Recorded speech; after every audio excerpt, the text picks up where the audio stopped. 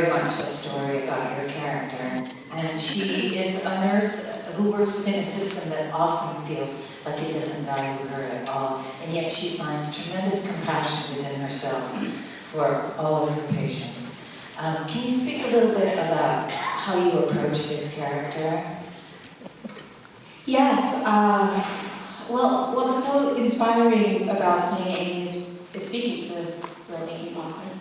And one of the first things she talked to me about was being a single mother. And she said she worked, but she worked night shifts. So her children would think their mom was a stay-at-home mom. So she'd like work all night and then she'd come home and sleep for a few hours, but then spend the day with her kids. All at the same time as she's struggling with cardiomyopathy and needs a heart transplant. And there's a lot of codes at the hospital. So there's a lot of stress in her life. And I was so inspired by the sense of taking care of others that she had when speaking to her, and the story and the idea that she never saw anyone as a monster. She was able to see them as a human being first and use compassion to end a cycle of violence. She is facing a lot of challenges in her life. She often feels like a hero to herself. She's on her own. Does this make her more vulnerable and open to his friendship when it's offered? I think, yes, I think it makes her more vulnerable. I think anyone struggling with a health issue, especially something with your heart, I can't help but think that energetically that softens you a bit. It makes you vulnerable. Her heart rate wasn't allowed to go over a certain amount of beats per minute, or she'd have a heart attack and die. So there's a sense of like always trying to calm down and ground yourself. But yes, it's a shocking thing that she was able to do while she was struggling with that medical issue and the emotional issue of it. Eddie, you have spoken of your character as someone who's deeply, deeply damaged.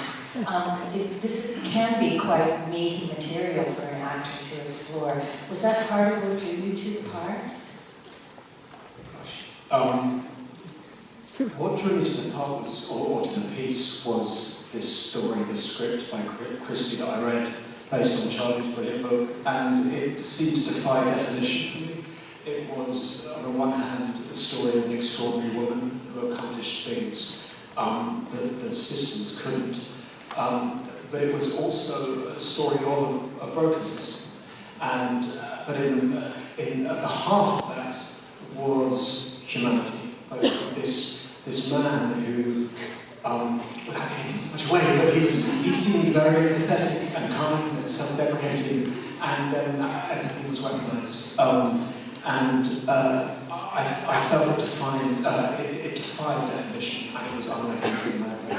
So that's what drew me to it, along with Tobias. To beat that. Yes, absolutely. On a very practical level, Tobias, where did you shoot this? We shot this in Stamford, Connecticut.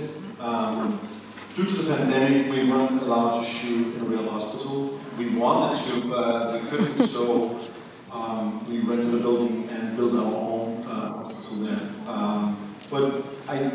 So we shot it there with masks on, almost always, keeping all the rules and staying distant. But it gave us a sense at the same time, like everybody, I guess, can recognize the feeling of remembering how important other people are to you, since we couldn't be that much together. So we shot it there as a nice group of people with masks on, and drove home every day with the hope of coming back tomorrow. My last question is a little bit about the takeaways from all of you. You've spoken a lot about the humanity and the compassion, and that's so much. It permeates every scene of this film, every frame of it. But I will say, did the pandemic and making this film change perhaps the way you thought about medical workers and perhaps all of the healthcare systems?